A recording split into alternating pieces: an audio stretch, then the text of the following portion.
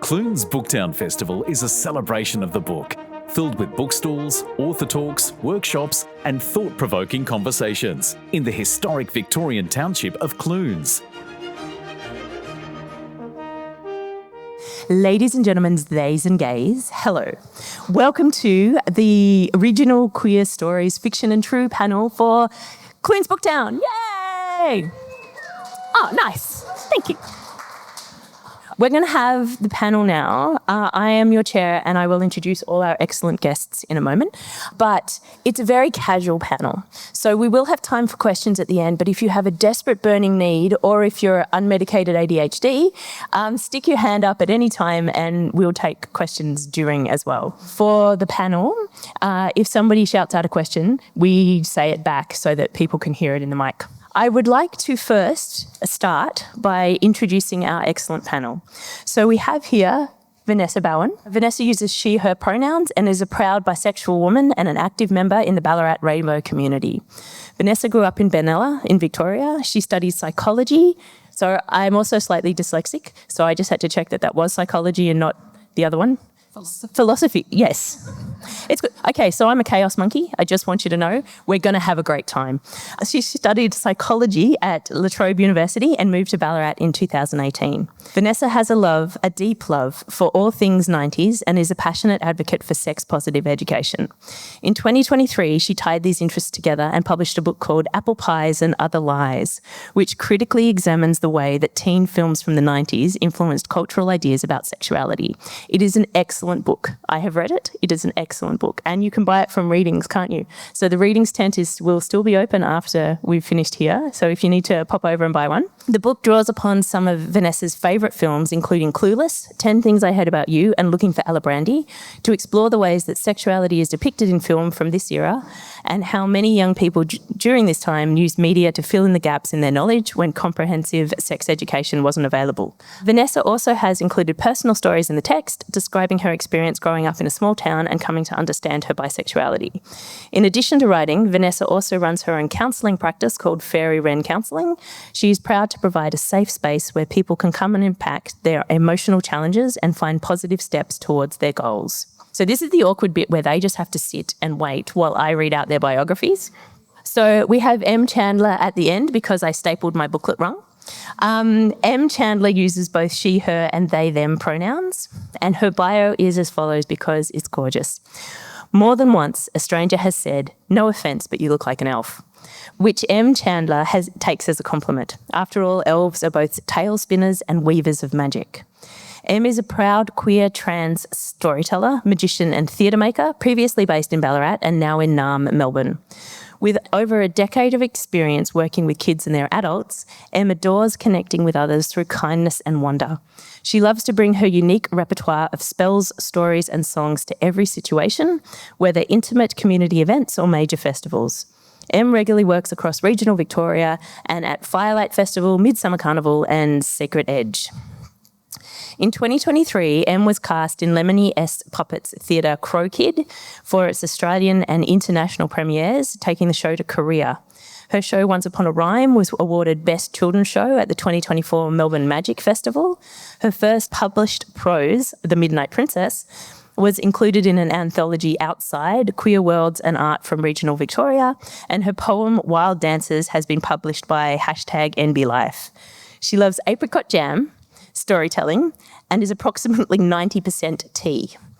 The age describes M as pure enchantment. And in the middle, we have the very excellent JC Rycroft. JC Rycroft uses she and they pronouns and is a fantasy author living on unceded Wadawurrung land. Their work draws on high and epic fantasy tropes mixed with a dollop of queer romance, humour and wit, flawed but fabulous feminist heroes and diverse in all the ways characters, liberally sprinkled with philosophical concepts brought to life. She loves bringing together the apparent contradictions, high theory and silly humour, profound political concerns with a rollicking good story, and ordinary people with unexpected demands to heroism that somehow only they can answer. And me. I am your chair for today. So my name is Sarah from Lothian, but you can call me Sez. I use they, them pronouns. I wrote myself a bio because I was worried that I would forget things. So I am an author, activist, and proud professional queer.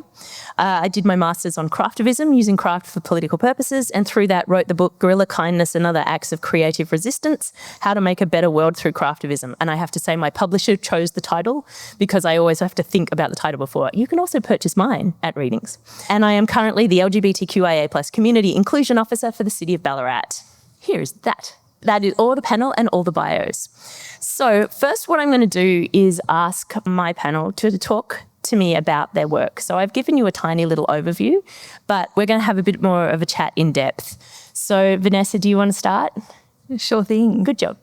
So I published my book probably 18 months ago, but I spent probably 5 years researching and writing it. So in a way, I'm really thankful for the COVID lockdowns because that gave me the impetus to actually sit and put the words onto the paper because I'd spent so long researching and putting it together. So I feel like if COVID hadn't come about, we might not actually have a finished book on our hands. But yeah, for me, like as Sez said, I love all things 90s and I love film so much. And so this was really just an excuse for me to watch all of the films that I enjoyed so much growing up and look at them really critically, both from an adult lens and a more modern lens and a queer lens as well. So for me, it was kind of a dream come true writing about all of my favourite things. That's awesome. I love that. JC, do you want to talk to us a little bit about your books? Sure. So I write genre fiction, like it's fantasy fiction, and I've kind of written all of my life, and then I was about to, don't tell anyone my actual age, but I was about to turn 42, and it's the meaning of life for those of you who don't know, who aren't of a generation to know. And I realised that if I didn't publish, it was probably never going to happen. And so I took the book that I'd queried once and went, no, it's just going to have to be out there now. Mm-hmm. And so I self-published at the beginning of 2023. And since it did some really unexpected things. People liked it. People bought it. It kind of did my head in. It got nominated for awards and things. And yeah, so all of that kind of blew me away. I have now released 4 books. The 4th one came out 2 days ago. Yeah. Oh. So sweet. Thank you, everybody. I should do one of those launch things one day. And I suppose my stories, they are set in a kind of weird hybrid kind of a world, which is part Australian, but there are also castles. So we have wombats and we also have grass trees and we have eucalypts, but we also have causeways out to island castles with minarets and everything. So, and that was partly because I was like, why are we so, we're writing fantasy fiction, we get to make it all up, right? Why do we keep being limited by the world that already exists? And so this was part of my attempt to explore some of that. It's sapphic fantasy, which for those of you who don't know the bookish lingo, I mean, I am talking to a bookish crowd, so I'd hope you do know. That means women loving women and women-aligned envies, and that is the focus. But my characters are bisexual, so they occupy a kind of complicated space in a bunch of ways, and the depiction of sexuality throughout is pretty diverse, I think. I'm not sure, trying to remember whether anyone's actually read them here. Yeah, there's very different kinds of sexual encounters and interactions, and they all kind of contribute in different ways to the storyline. And I suppose that was part of what I wanted to explore through this. I wanted to have a really kind of relationship-focused, but also contextualized through politics. So I wanted to do the big stuff and the really tiny little stuff that happens between people. So that was my focus. That's beautiful. Thank you very much. Em, do you want to talk about your work? Sure. So I'm not really a writer. That's not true. Well, I'm mostly an oral storyteller. So most of my work is doing a whole lot of reading and listening to primarily folk tales and then retelling them in schools, at festivals, as my practice as an oral storyteller. But I do a little bit of writing in my own life. The Midnight Princess, which is published in Outside, is the only thing I have been published. And the only reason it really got published is I was on the email list for QLit, Victorian Festival of Queer Words. And of course, you sign up, like, what are you? Are you just interested? Are you a writer? Are you a reader? And I had ticked writer. And so at some point in November 2023, I got an email saying, hello, we would like to invite you to submit something for the anthology, which I later realized because they just emailed everyone who had listed on that. Delightful was, but in they summed it off, I've been invited. I pulled out this short story, which I was happy enough with to send through, because Autistic Brain did not want to send out anything into the world until it was perfect. But it was like, but I've been invited, so I guess I will send it through. And luckily enough, they really liked it. And so it was included. But it exists as a short story. So Midnight Princess is a queer retelling of Cinderella, because I'm obsessed with fairy tales. Fairy tales and folk tales is my special interest. And I'm particularly passionate about finding queer folk tales, not myths so much, because there's more reading and writing into that, but folk tales specifically. And specifically trying to find stories that historically could be understood then, or at least with our lens as queer, or is more interesting if you interpret it as queer. So there's nothing wrong with arbitrarily making Red Riding Hood trans. That's fine. But I want to find stories that have it adds an extra level of depth beyond just representation. And so that's how I ended up writing The Midnight Princess. But again, didn't want to sort of reveal it into the world, and then sort of did and went, actually, this is something that it's okay. So, slowly it will hopefully lead to more things being written. I am so proud of you. Well done. I also, so I've seen Em perform, and you are absolutely amazing when you retell those stories. And I don't think that you should put yourself down by going, I'm not an author, with your retelling of those stories. The difference is when you're doing oral storytelling is there's no script, so I can change it. Well, I have to now look at this and it has to be crystallized and frozen forever, and that makes it very like, I want to change that line now 2 weeks later, but it's now stuck. You should look at it. Arnie DeFranco once talked about tattoos being not that you get a tattoo and this is going to encompass you forever, and you're always going to be this tattoo, but more that it's a tree ring, so it's a moment in time. And so solidifying a story into publication is a moment in time, and that doesn't stop that story being able to evolve later on. But so it's just like a butterfly caught for a moment. So my next question is, and this can be answered however you like, because, it doesn't have to be very personal or anything, but your experience of being queer in a regional setting and how that affects your work. Or you can answer just half of that at once, because that might be a big question, really, right? Like, that's basically your life, your universe and everything. So I'm going to start with you this time, JC. Is that okay? Sure. All right. I suppose sometimes I feel like a bit of a fraud in this kind of regional space, because I'm one of those terrible people in Ballarat who's not a real Ballaratian. I don't know if you guys know this, but you have to have been in Ballarat for an extended period of time, preferably with grandparents who also lived in Ballarat. I'm a transplant, and I am a pretty metro transplant prior to this point. But in my stories, I think one of the things that, because I was contemplating this, and there are lots of fantasy authors who write what's called queer norm worlds, where queerness is normalized. And that's amazing. And I'm so glad that we have stories that are exploring what queer joy can look like in other worlds, because that counts. And I don't write that. I write resistance. I want to track the tiny little ways that people find queerness in worlds that don't make space for it, that cannot, where they are actually finding their way to each other, finding their ways around restrictions. And so that's some of what I write, and what I think actually kind of this thing about building community outside of spaces that are not actually super welcoming feels like part of the resonance for me with a regional experience of queerness. And I think there's also something about the kind of ordinariness of those interactions, the places that people find each other, I suppose. And lots of the encounters and the relationships that my characters have don't follow traditional relationship trajectories. They don't tend to kind of meet, build a relationship, and then wind up together forever. There's all kinds of different iterations of that throughout my stories. And that also to me feels like it's echoing some of the ways that people find to live their queerness in spaces that are potentially less supportive, less grounding, or less, where there's homophobia, essentially. That's gorgeous. Thank you. Em, how about you?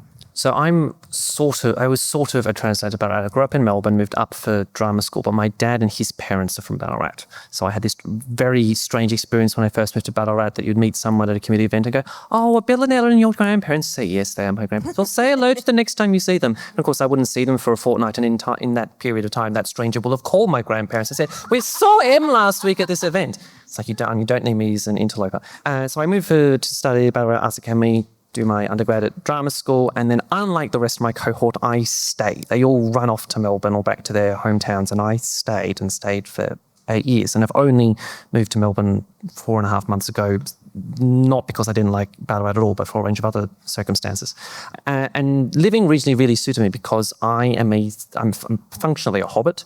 So just the general vibe and busyness of being in metropolitan Melbourne or even suburban doesn't vibe well with me. And so just the fact that everything takes slower. And I also actively choose not to have a car. So the fact that for those 8 years, I'm taking the train to Melbourne, and that takes an hour and a half. It's not as long as everyone thinks. But you still have to actively line up with the training timetable and actually plan all that. And so everything is just slower. Suits me really, really well as a person and as a writer. And so particularly when I'm focused primarily on folktales. Folktales are an intrinsically slower medium because they've existed for thousands of years, and it takes time to tell, and they're not as detailed and busy. You have to, particularly for oral storytelling, it's a gossamer moment of time which you're connecting with someone else, and it only exists for that, and you cannot rush through it. Even if it's only 5 minutes, you can't just sort of force your way out, and there it is. And so I don't know if it directly had an impact, but it suited me very well in my development as a queer person and as someone who starts working out what their artistic mediums and forms are, because the general landscape of the world I'm living in and my general internal landscape aligned really well. That's beautiful. Thank you. And Vanessa? So for me, my experience of being queer in a regional area has been pretty varied. So I've lived in both regional Ballarat, I've lived in rural Benalla, and I lived in Melbourne as well when I was at university. So I've kind of bounced between all three. And so growing up in a rural area and kind of figuring out that I was bisexual was a really, really challenging time. And then it wasn't until I moved to Melbourne that I really felt like I was able to explore that. And then I came back to Benalla and kind of had to go back into the closet because places that I was working, it wasn't really safe for me to be out and proud. I was working at a professional office during the 2016 plebiscite, and there were some people that I was working with that were very vocal about their opposition to that proposition. So I basically had to be very, very quiet about my queer self.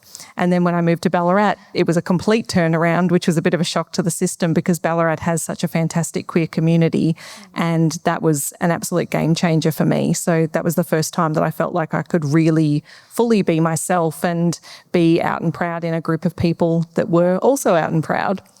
And the way that it influenced my work. So when I was writing my book, essentially my original idea was that it would just be a series of essays. And when I was reading through my first draft, it was very factual and it was a little bit dry. And I was like, what it's missing is personality and personal stories. And so that led me to weave some of my own stories about both my youth and things that happened later, not only in terms of my bisexuality, but other experiences through my teen years, because I felt like it was really important to have that personal touch and share those stories, even though it was quite vulnerable to do that. Yeah, that's awesome. So my question is for you all, what's your process? That sort of suggests that as queer people, we have different processes, which may or may not be true. But I'm also interested in you folk, not just as queer folk, but as actual people. So what's your process when you're writing or creating your work? It's your turn to go first, Em. So writing is agonizing because I don't like the act of writing. I like the act of editing, but the act of writing I hate with a passion. I wrote my honours thesis is a play about Karl-Heinrich Ulrichs. Karl-Heinrich Ulrichs was a 19th century queer activist, arguably the first openly gay man in the world. Fascinating person, asked me about it later. I wrote a play about him because no one knew about it. And it's being put on in August for his bicentennial. Anyway, the act of getting that out was excruciating. the act of getting to edit it and add in new bits is delightful. But, it's taken 5 years to go from I shall write this thing and doing an honours thesis was the only way I could force the play out of me before being able to edit it. But storytelling is different because it's my special interest and it's I live and breathe stories. So just a lot of reading and thinking and just musing on stories. And so I have a large spreadsheet of queer folktales. I think it's about 34 distinctly tales that I think you can tell. One type of queer tale that's extraordinarily hard to find, and if anyone has any leads, I will pay good money for it, is actually finding sapphic fairy tales. It's really, really, really hard. But because it's really, really hard, and because I'm constantly looking for it, I'll end up reading other tales and go, actually, if I change that character's gender, that adds a different level of depth to it. And that's not always just to find sapphic stories, as much as I love sapphic stories. But anything, like what if I just think about that in a different context? What if I set this one in Australia? I do a version of German folktale, which is actually from Greek, which is actually from Africa, in Australia, because it's just more interesting. What's the process of just changing that to be here and now, or why do I want to tell this story? And you sit on it for a really long time, and then somehow it just sort of like, there it is. It's done. Isn't that delightful? That's awesome. I love that. My book is a sort of non-fiction tutorial kind of book, but I'm actually just starting to write a fantasy book, and it's really interesting, kind of just Rubik's cubing it in your head, and and then like 11 o'clock at night, I'll like have to turn on my bed light and go, oh God, and write down another. Yeah. And that's especially true with folktales, because folktales are always contextual. They're contextual when they're recorded, contextual when they're told in the past, and contextual when we're told now. And we kind of tend to forget that, particularly for fairy tales. We sort of think, this is how the Brothers Grimm told Cinderella. It's like, yes, that's how they told Cinderella when they wrote it out in 1812. Not the only way that it's ever been told. And so when we think of recontextualizing folktales, we tend to think, I'll recontextualize it. They have mobile phones now. Mm-hmm. There's cars instead of carriages. But actually, we can recontextualize sexuality and gender and race and disability and neurodiversity and all these things. And so sometimes you'll have to find souls, like that's a really bad part of the story because contextually, when it was recorded, we were okay with that racism. But it's actually really important part of the story. So how can I still do justice to the story while not making it racist? Yeah. And then you have them like, oh my goodness, and it's at 1 o'clock in the morning when you really want to be asleep, and now I need to write it down. Or you wake up and you go, I can't remember the soul for the story, which is the most terrible thing of all. Which is why now I wake up every time and go, okay, no, I really have to write that one down. Vanessa. So I am similar to Em in that for me, starting writing is excruciating, and I really don't like the beginning of putting the words onto the paper. I love researching and I love having ideas. So I will spend a lot of time, basically taking an idea, researching it to the nth degree. So I've got all of this information and then trying to distill the information into an actual essay or story or article. And so for me, again, as I said, did most of the writing of the book during lockdown. I'd spent years doing the research, and I'd thought, I just don't have time to actually sit down and write it. And so when we went into lockdown, I was like, okay, I have nothing but time. So I have to sit down and actually do it. So yeah, for me, it's the researching part is always very fun. Collecting the information is always very fun. Building like a spreadsheet to organize it is fantastic, but actually untangling it and making it into coherent text is slightly painful. But once I begin, I really, really enjoy that process. So yeah, it's a lot of background work and then a bit of pain and then a lot of enjoyment. Then it just sort of pours out. Yeah, very much so. Amazing. JC. So I suppose one of the things, when I think about my process, I do a lot of writing back against the generic conventions of fantasy. So what I talked about earlier about writing back against the idea that all fantasy must be set in a European world is just an example of that. But there's a bundle of ways in which the writing back and the kind of saying, no, we don't have to tell these stories in this way, we can tell them differently, is actually part of what tends to inspire me to start writing. So I'll often gather kind of a bundle of those things where I'm like, no, we don't have to do it that way, we can do it a different way, and then put them together and see what happens. So for example, with the main character of my series, her name is Des, and she partly came about because I was like, I'm really tired of absolutely spectacular women being the sidekicks, the inexplicable sidekicks to male heroes who just happen to be chosen or something. There's something that apparently makes them better at being heroes than these sidekicks who are like usually smarter, have more power, but are somehow lesser because they're women. So I wanted to have a hero who was actually is kind of amazing, but I also wanted to explore that actually lots of people who are really amazing, particularly women, tend not to experience their amazingness as amazingness. They tend to be more uncertain. And so I wanted a real juxtaposition between how she shows the world and her experience of it. So I wrote it in first person, present tense. That was a challenge to myself, which I regret on a regular basis. I don't know why I did that. But so first person, present tense, so that we got that juxtaposition between how she presented herself to the world and how she was actually feeling. So I take kind of bits like that. Sometimes I plan a lot. Sometimes I don't plan very much. I usually have a bit of an outline.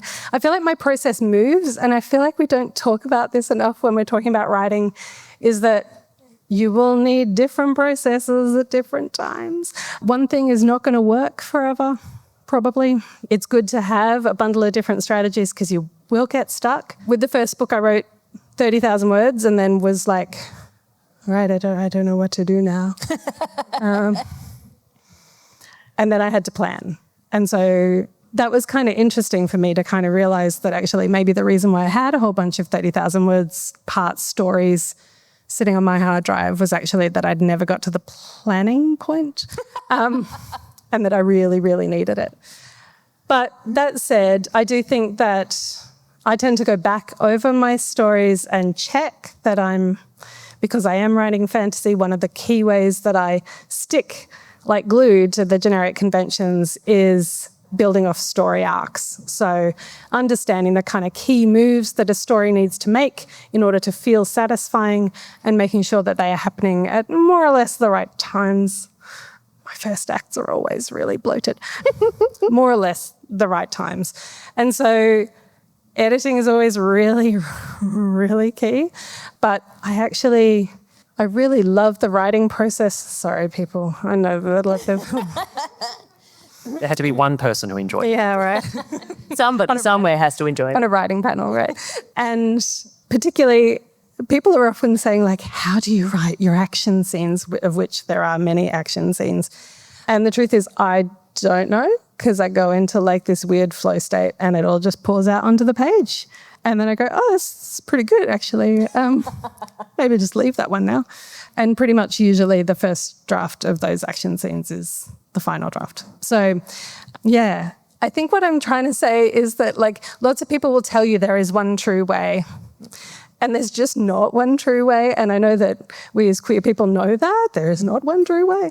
But I think it's really important that we see how that applies in the context of writing as well. Yeah, that we don't get tricked into one pure way for other things. That's right. I know that technically and traditionally the chair's not really supposed to tell stories. They're just supposed to ask questions, but I have stories. And I want to tell you this. Sorry? No one true way. Yeah, that's right. No one true way. Yeah. Kick rules. So mine is a tutorial book. And the way that I figured it out was I made myself a chart, right? So I went out and bought yellow cardboard particularly and wrote the project, and then it had lots of different ones, like, you know, writing the how-to, writing the amount of materials you needed, getting the photo, getting the set, because all of the craft pieces had 2 or 3 different iterations, because I didn't want to say, this is the thing you've got to make, or you could make it this way, or you could make it this way, because I like to complicate things. And then I gave myself a coloured star every time I finished one bit of it. And so by the end of the book, it was this giant cardboard with just gold stars everywhere. And it was really satisfying to put that last star on. But because I'm a visual person, I really needed that, like, list in front of me. It was stuck in our lounge room, and I'm very sorry to my spouse who had to look at it for like 4 or 5 months, slowly being filled with more and more stars. But I really like there's no one way. And I like that there's no one way, even in one book. So you're writing one book and you're doing your process and then you get stuck. And you need to find a new process for this or a new process for one of the characters because they're doing something that otherwise it's just going to break your brain. And I think that's a really important point. We're still doing great. Think about questions. I know the easiest way to shut up an entire room is to ask people to contribute. I used to be a teacher. I used to be a university lecturer as well. And absolutely, like if there are two kids talking back there, ask people for opinions and everybody shuts up. But so I am going to ask you for questions. But my probably last question for you is, what advice would you give other queer regional authors? Because so often it feels like the queer folk are in Melbourne and the queer folk are in Sydney and the regional queer folk kind of don't exist even though we know we do. So what's your advice for other queer regional authors?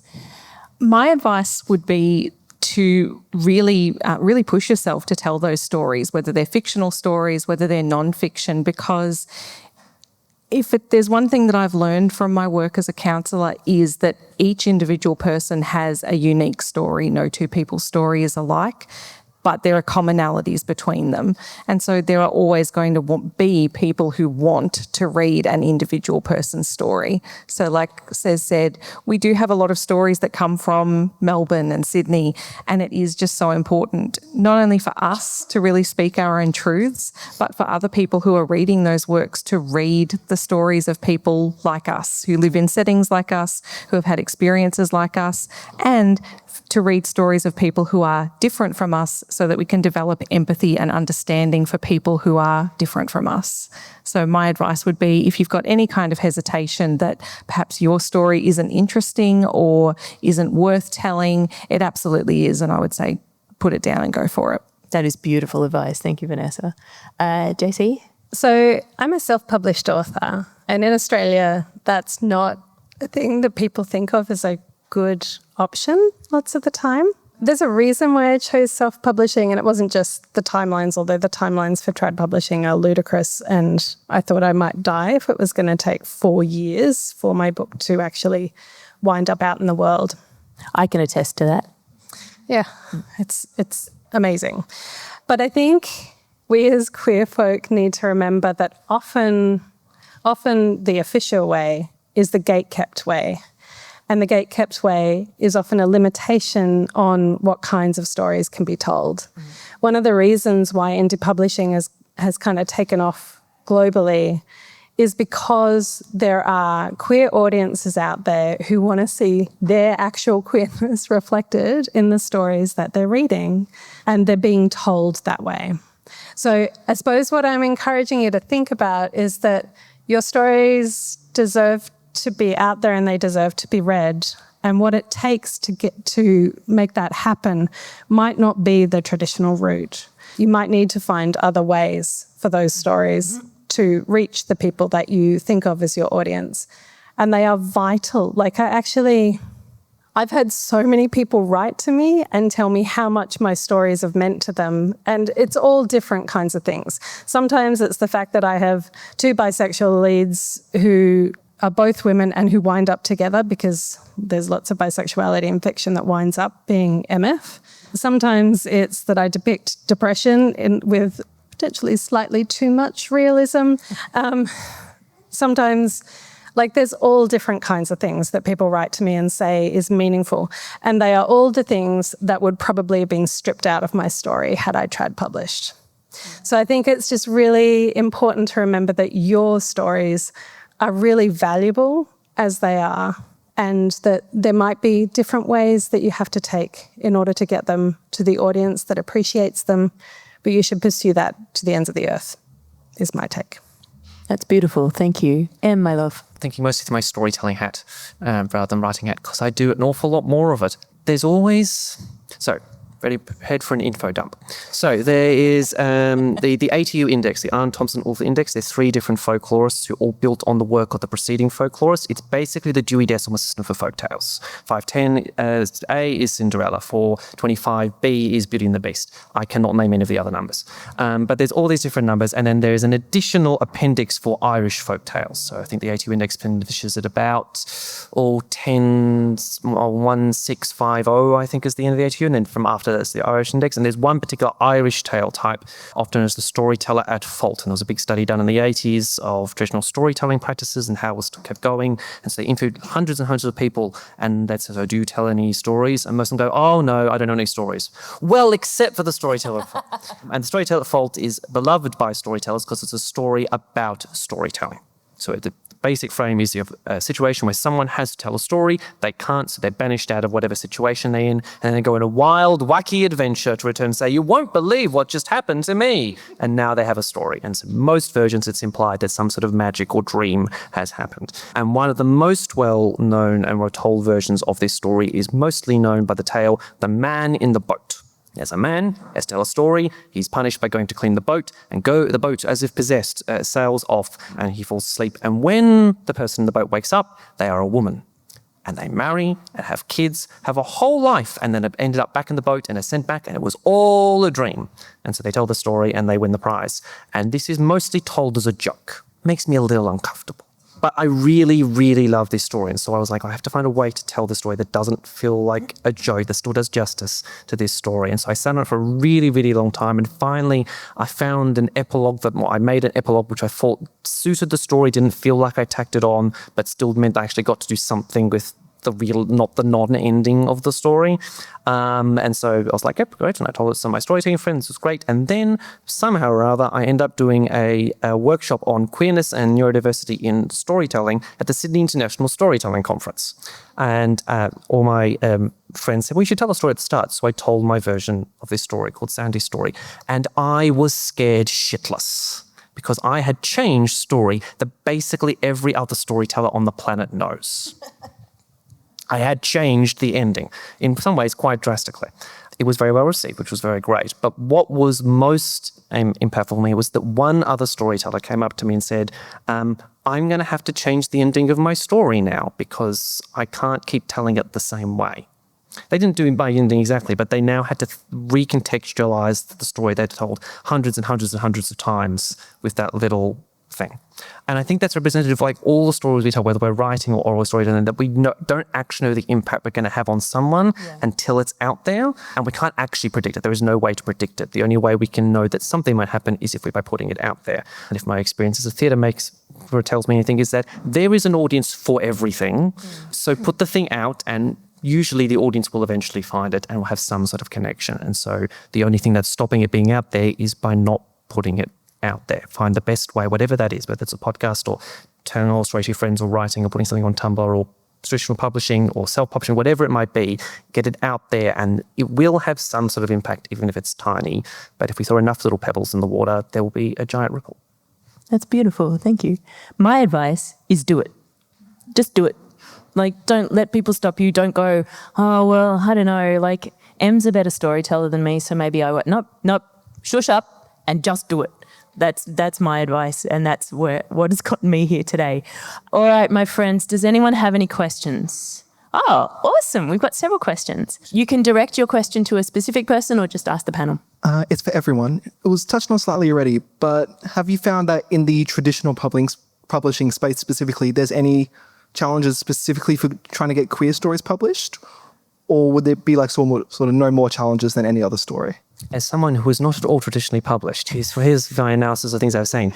So obviously I'm a big fan of queer folktales. It's agonizingly slow trying to write a book of it. There was a book published of queer folktales 10 months ago. It's a good collection. I have critique of it because it's my special interest, but it's good that it exists. My concern though is because it was picked up quite quickly by Penguin and was immediately put into their Penguin Classics line, which is like fantastic, is that now the idea of doing an anthology of queer folktales, well, we've already got that. Yeah. We've already got that. Why would we need to do another one? Particularly, it's written for kids, so why would we do that? And of course, if I'm going to do a collection, I'm going to have some level of crossover.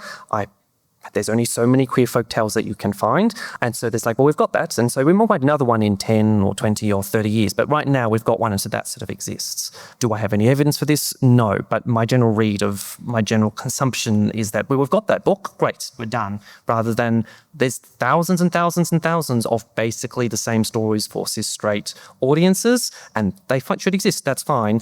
Why should we be any different? If there is fantastic, mediocre, crap, whatever it is of cis straight stories, we should have exactly the same as queer folk. And if you don't, At least as many. at least as many, yeah. My book was traditionally published, so through Mango Publishing in America. And I would say that there were so many more people involved in going through my book and deciding what was okay and what wasn't. Like, I wanted to have an embroidery that was feminist as fuck, right? It's a fairly, it's everywhere, but I wanted to put it in. And my publisher was very worried about it because it was a swear, right? And there was a lot of discussion about whether I was allowed to say the F word or not. And because they're American and we're Australian and there's a lot more swears in Australia, that's totally fine, right? So there was a lot more input into what was allowed to be, whereas a self-publishing, I'll just call it fuck. That's fine, and I'm going to publish it. So you'd need to find the right kind of publisher who was behind what you wanted.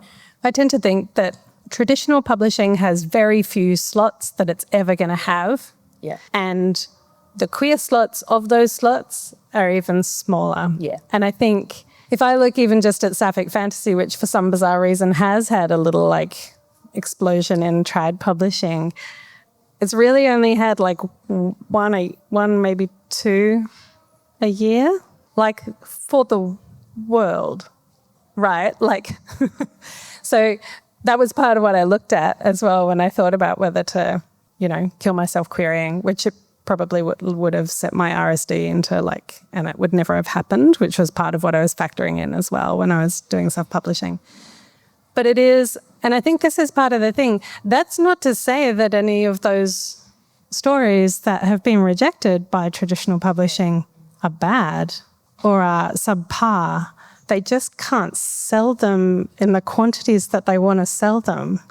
And that's a whole other different equation that has more to do with capitalism than it does with the story. Yeah. And so I think that is really important to keep in mind. So it's very hard, I think, to get queer stories into trad publishing. It's important when they do happen, and also that's not the only pathway. Yeah, queers kick rules. There's a question here. So how do you find the catalyst to continue to tell your story when there's a major setback or a major badness in the world? Am I allowed to answer that? Do you mind? So the book I'm currently writing is a cozy fantasy. So cozy fantasy, for those of you who have not come across it before, you know how often in a story or a fantasy book there is the chosen one and we're all under, an emperor's heel or something, and we're waiting for the chosen one that has been foretold for 1,000 years, and this one chosen person comes up and goes, "It is me, and I'll save everything." What happens to the other people? What happens to the NPCs?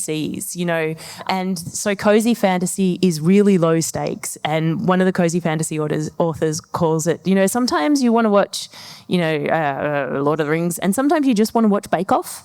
And it started during the pandemic where people just wanted something nice and cozy and stuff. And so for me, writing this story, which is a goblin who runs a junk store who's accidentally started a cult, that's what I'm writing at the moment, is that you need a break sometimes. So I've worked in activist circles for close to 50 years, and you're allowed to take a break. You don't have to sit and watch every speech that Trump says and then all of the people's commentating on Trump and everything else. Sometimes you're allowed to take a break, and sometimes you're allowed to read a book about an orc that wants to open a coffee shop. If you haven't read Travis Baldry's Legends and Lattes, stop everything now and go find it, because a warrior orc decides not to be a warrior anymore and wants to open a coffee shop.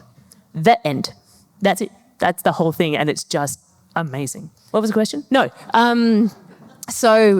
Because they don't all have to be huge and epic, and you don't have to try and fight against these huge things by going, oh, well, my story's not that important because, you know, there's wars and things. It's okay to be able to take a breath and tell a gorgeous story or tell the story that you need to tell. And you don't have to feel like it's unworthy at this time, because the other thing is, if you look at history is full of, Jesus, that was big moments. So, yeah, somebody else should go. For me, the thing that sort of kept me going every time I had a setback, or if there was a time where I was just a little bit burned out on working on it and I would put it aside for a little bit, was that I'm very stubborn and I'm like a dog with a bone with some things. So there's been a small handful of things in my life where once the idea's in my head, I cannot let it go until it's done. Like it's just like this pre-programmed thing that must be completed. And for me, the book was one of them. So even though there were a few times where I was just tired, I was stuck, I didn't want to work on it anymore, I put it aside for a bit and it was just like burning, like I needed to get it done. And times where, you know, I thought to myself like, okay, well, maybe no one else wants to read this book. Like maybe this is of interest to nobody but me. And all I could think about was the day that I would open the box that would have my books in it and I would put my book on my bookshelf with my other books. And I'm like, that's it. If I get to do that, I'm happy with that. And so for me, it was just plain stubbornness and like big-headed determination, really. This is why we're friends, yeah, but...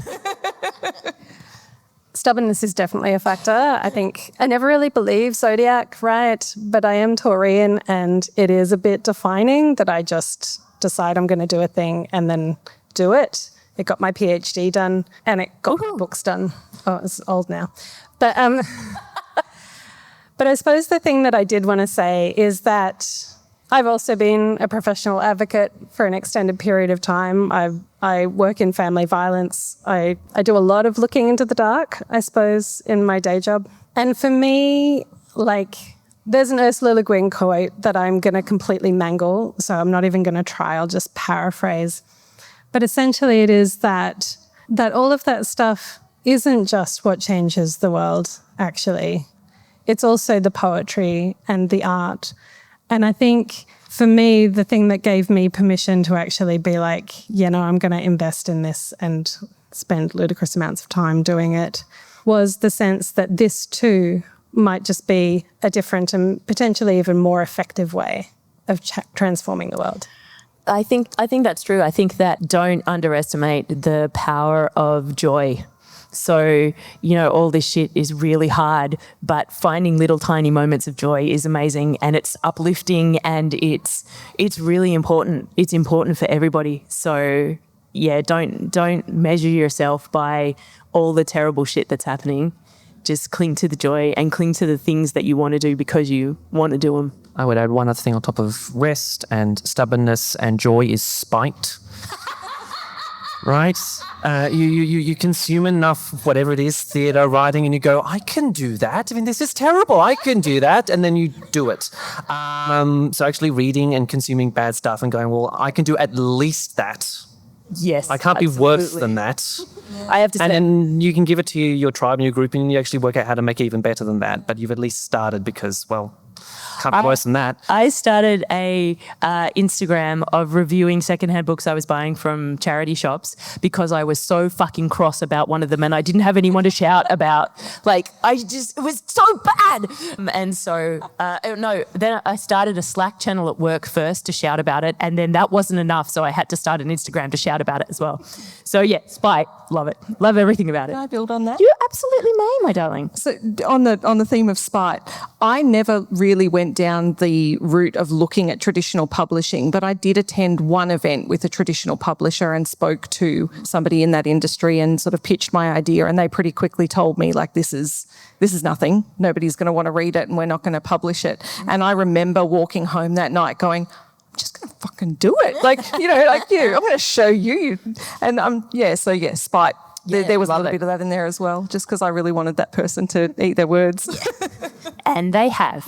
The other thing about traditional publishing, which made me think, was I was a primary school teacher at one point, and I was writing a kids book for my kids, my school kids, and So I wanted to pitch it to Penguin because I thought it was quite cool. And when you pitch it to someone, you also had to give them heaps of lesson plans as to how schools could use your book, how small children could, better themselves by reading your book. And I'm like, it's just a really cool book.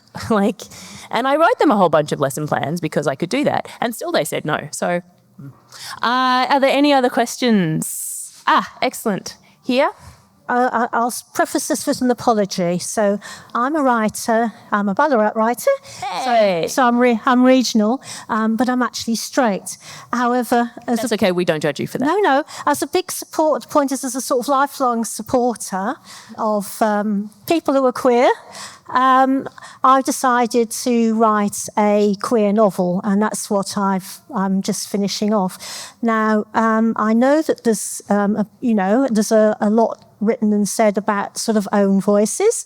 So I've tried to be very careful with this. I got a sensitivity reader and I've avoided first person.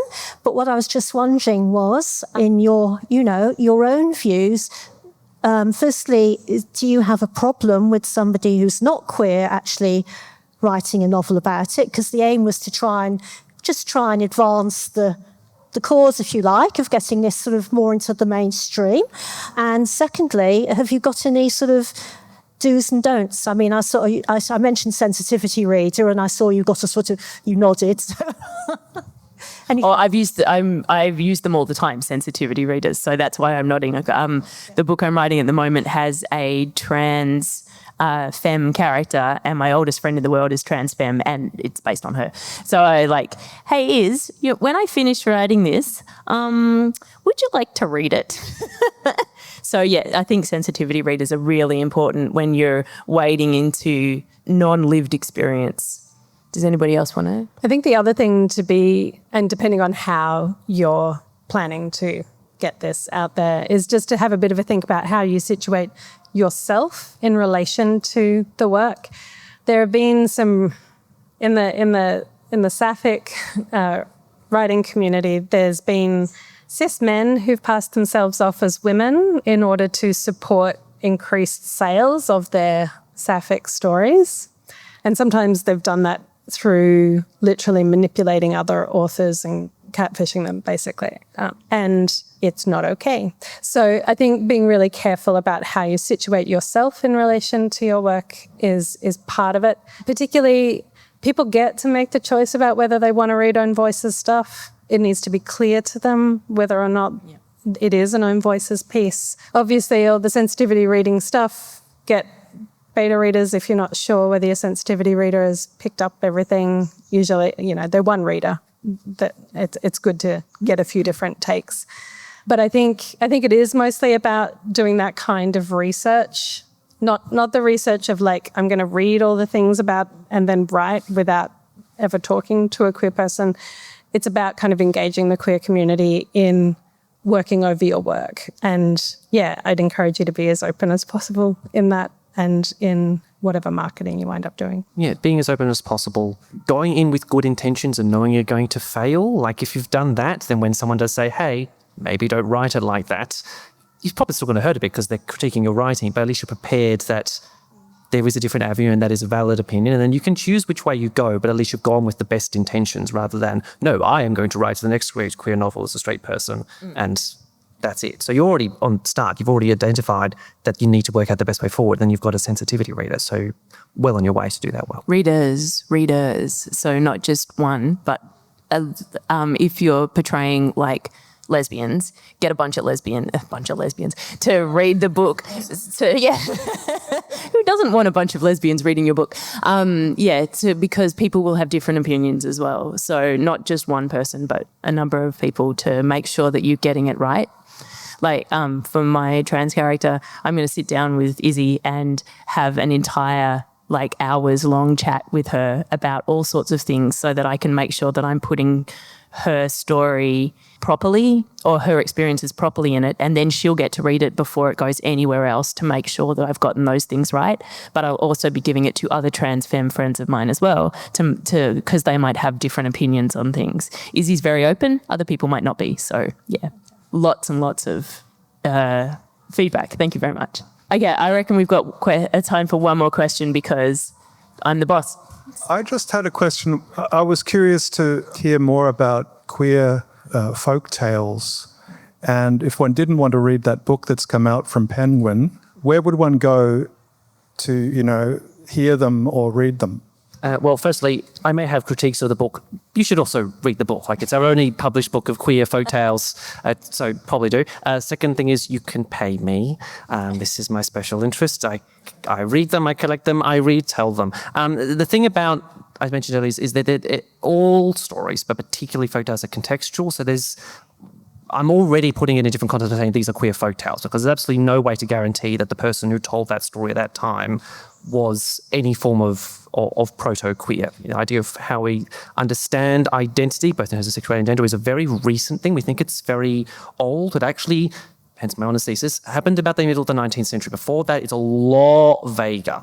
So a lot of it, particularly when I'm doing my own research, is just reading with this, could this be interpreted as queer? And when I'm doing that, I'm not going, well, if I change that and change that and change that, does it queer? But just like, as it's written, is there something in the text or something about in the relationships or something in the themes that suggests to me that there is a queer reading of this that wouldn't be impossible to think of when it was recorded in 1812 or 1863 or 1700 something, which you can just do, right? You can just read a folktale and go, what about this might make it more interesting in terms of theming or language.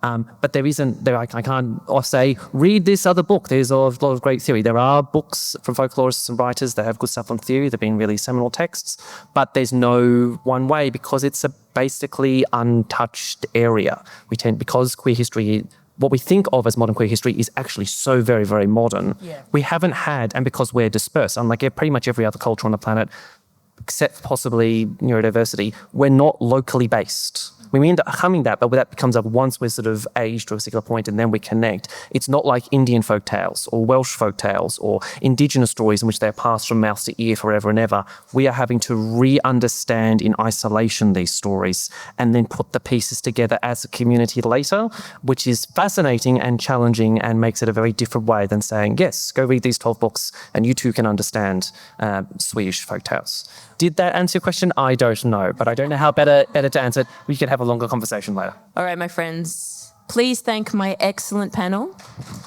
Vanessa Bowen, JC Ryland, and M. Chandler. I have been your host, Sez Lothian, and thank you for coming to our panel. Have a good day. Clunes Booktown Festival is presented by Creative Clunes. Tax-deductible donations to keep our stories alive can be made at creativeclunes.org.au. This podcast has been made possible due to the generous support of the Hugh Williamson Foundation.